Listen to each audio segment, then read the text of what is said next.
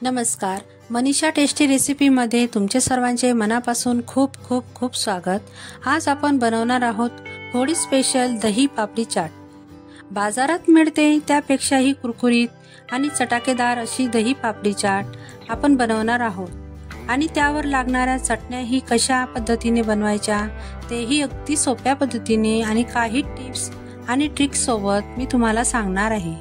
ही चटपटीत चाट होळीला केली तर सगळ्यांना खायला आवडेल। चला तर मग पटकन बनवूया। पण त्याआधी माझ्या चॅनलला सबस्क्राइब केलं नसेल तर सबस्क्राइब करायला विसरू नका, म्हणजे तुम्हाला अशीच नवनवीन रेसिपीज पाहायला मिळतील। चला तर मग सुरुवात करूया। इथं मी एक बाउल घेतलेला आहे व त्यामध्ये आता मी मैदा घेणार आहे। मी इथं 1 कप भरून मैदा घेतलेला आहे। तुम्हाला वाटल्यास तुम्ही जास्त मैदाही घेऊ शकता। मी त्यामध्ये रवा वगैरे काही ऍड करणार नाहीये।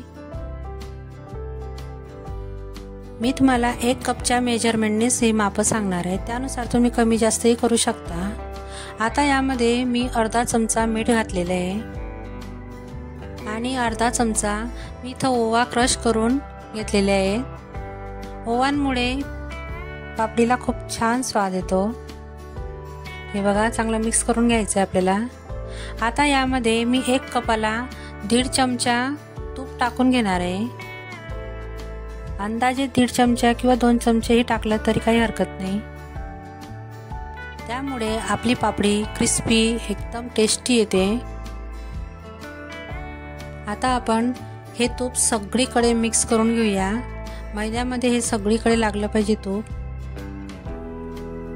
हे बघा, आता आपण मैद्याची कणिक भिजवून घेणार आहोत।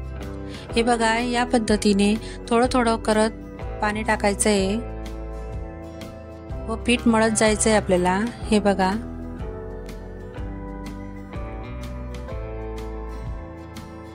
पाणी एकदम जर टाकलं तर आपला मैद्याचा जो गोळा आहे तो एकदम सैल होऊ शकतो व पापडी ही व्यवस्थित येणार नाही।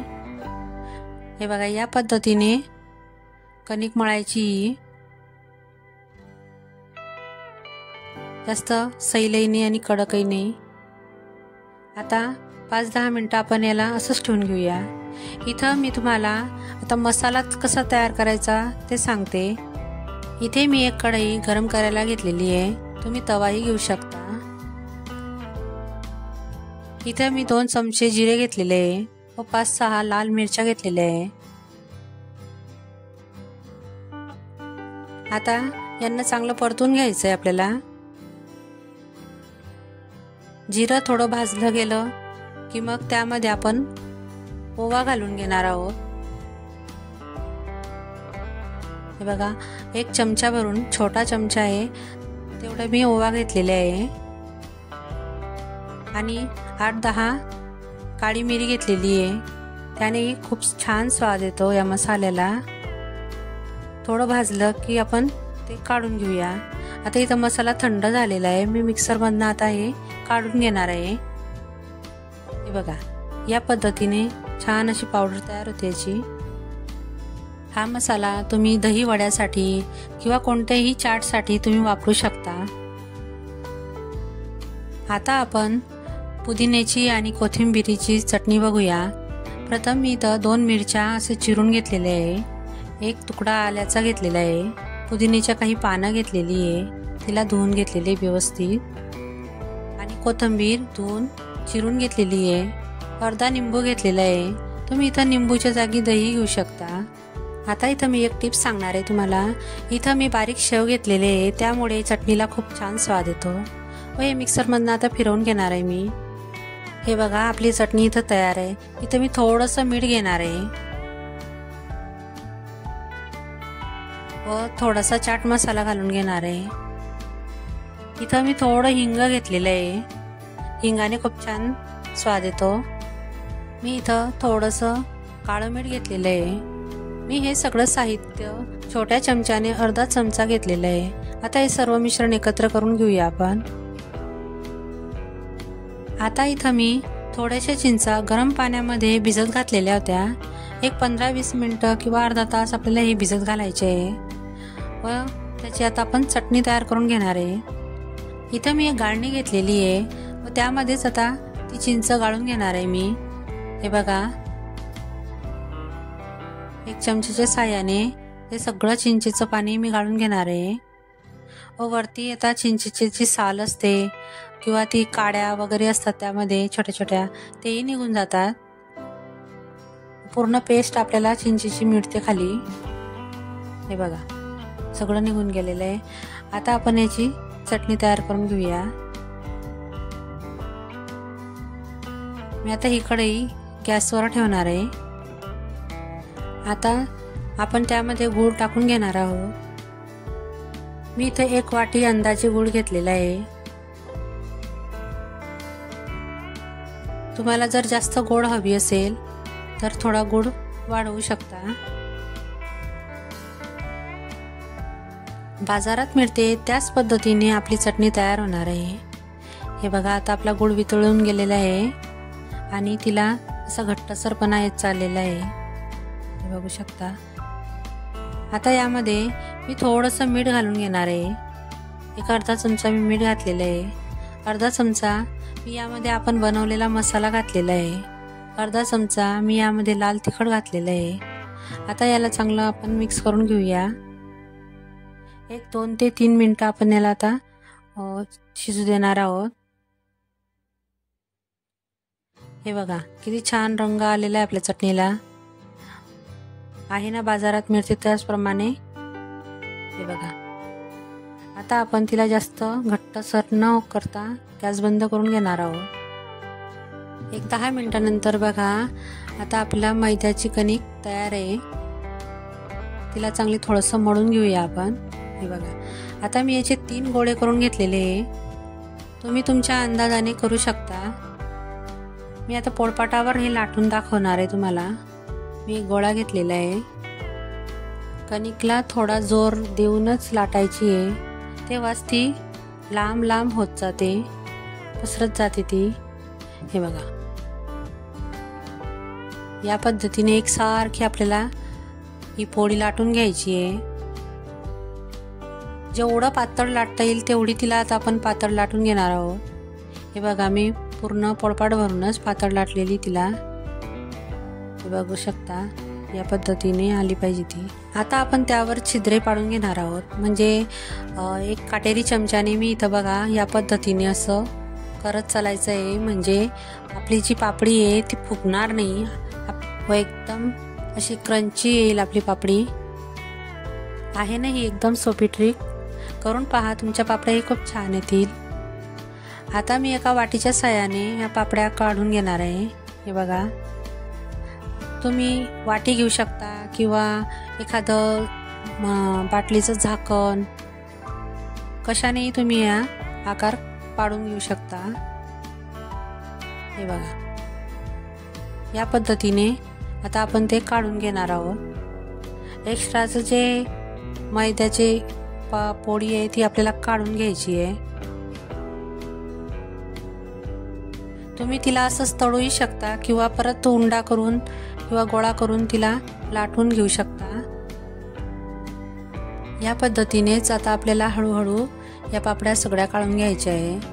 व उरलेली एक्स्ट्राची जी पोळी आहे तिचा मी आता गोळा करून परत लाटून घेणार आहे। याच पद्धतीने मी सगळ्या कणकेचा आता अशाच पद्धतीने पापड्या तयार करून घेणार आहे।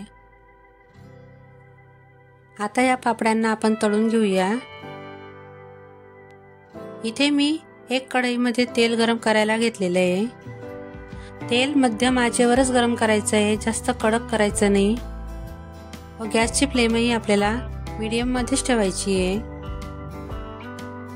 हे बघा, याप्रमाणे आता मी या पापड्या टाकून घेतलेल्या आहे व त्यांना अशा उलट पालट करत राहायच्या, नाहीतर त्या एका साईडने जळू शकतात। हे बघा, व त्यांना मीडियम ते लो गॅसवरच तळायचे आहेत, त्यामुळे त्या खूप छान क्रंची व मस्त तळल्या जातात। हे बघू शकता, त्यांना किती छान कलर आलेला आहे। आता मी यांना काढून घेणार आहे।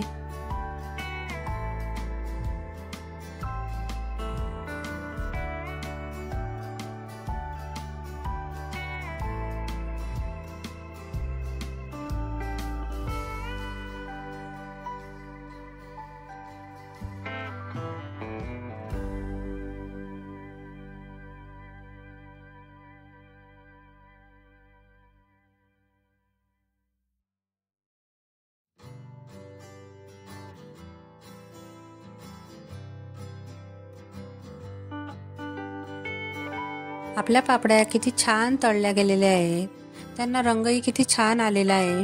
हे बघू शकता. 1 कप मैद्यापासून एवढ्या माझ्या पापड्या तयार झालेल्या आहेत. हे बघा किती छान क्रंची झालेले आहे. याच पद्धतीने जर तुम्ही केल्या तर तुमच्याही पापड्या खूप छान होतील. करून बघा, मला कमेंट करून सांगा. आता आपण इथं दही तयार करून घेऊया.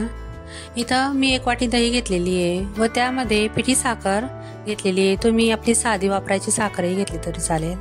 2 चमचे मी याच्यामध्ये ॲड केलेली आहे. आता साखर दह्यामध्ये व्यवस्थित मिक्स करून घेऊया. हे बघा आपलं दही रेडी आहे. आता इथं आपलं दही रेडी आहे. चिंचेची खट्टी मिठी चटणी रेडी आहे. पुदिन्याची चटणी रेडी आहे. आता आपण दही पापडी चाटची प्लेट तयार करून घेऊया. इथं मी पापडीला खट्टी मिठी चटणी लावून घेतलेली अगोदर. मग त्यावर मी चाट मसाला लावलेला आहे. मग त्यावर मी दही टाकून घेतलेलं आहे. त्यावर आपण बनवलेला मसाला लावलेला आहे. आता त्यावर हिरवी चटणी टाकून घेणार आहे व नंतर परत आपली खट्टी मिठी चटणी टाकून घेणार आहे. जसं तुम्हाला आवडेल त्या पद्धतीने तुम्ही ही प्लेट सजवू शकता. हे बघा मी यावर भरपूर दही घालणार आहे. आता मी इथं 1 बटाटा उकळून घेतलेला होता.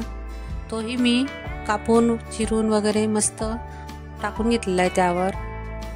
नंतर परत हिरवी चटणी, मग खट्टी मिठी चटणी. याप्रमाणे तुम्ही जसं आवडेल तसं सर्विंग करू शकता. हे बघा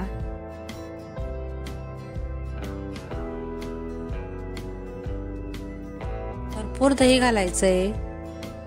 नंतर त्यावर आपण बनवलेला मसाला, चाट मसाला व काळं मीठ असे भरपूर मसाले आपण त्यावर टाकू शकता.